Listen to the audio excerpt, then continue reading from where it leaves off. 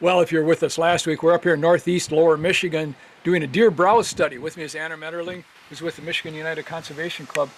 Anna, you talked a little bit last week about what we were going to do. Talk a little bit about what actually happened and what kind of activity we did for the survey. So we went out and we walked a transect, which is just a straight line, and we stopped every 30 steps and we looked at canopy cover, we looked at regeneration. We wanted to look at canopy cover to make sure that there are areas where sun's hitting the ground. Right. If sunlight's not getting to the ground and there's not regeneration, that's a more likely cause than animal browse.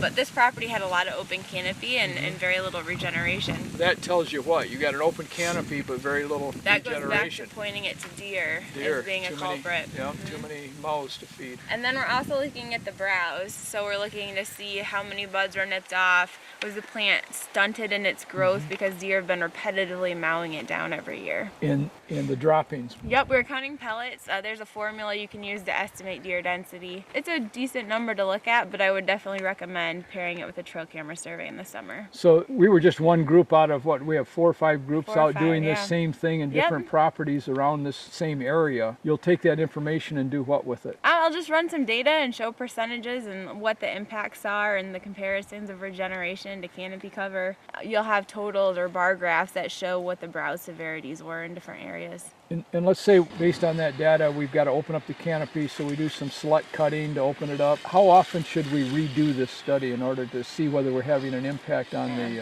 herd? I think it's important to do it in different places every year so that you're sampling, but definitely the same spots every 2 to 5 years. And you mentioned matching that up with trail cameras. How does that help? Trail camera surveys, when done effectively, you can get sex ratios, you can look at age class, but because you can identify unique bucks, there's an equation you can plug in based on your fawns and your antlerless deer. You can estimate deer density in that area as well. And if the viewers would like more information about the deer browse study, what can they do? If they go to www.mucc.org/cooperatives, there's a link they can click on for deer browse survey that will let them download a form that walks you through how to do it, as well as a data form to tally up your deer poop in. All right, well listen, this has been very interesting.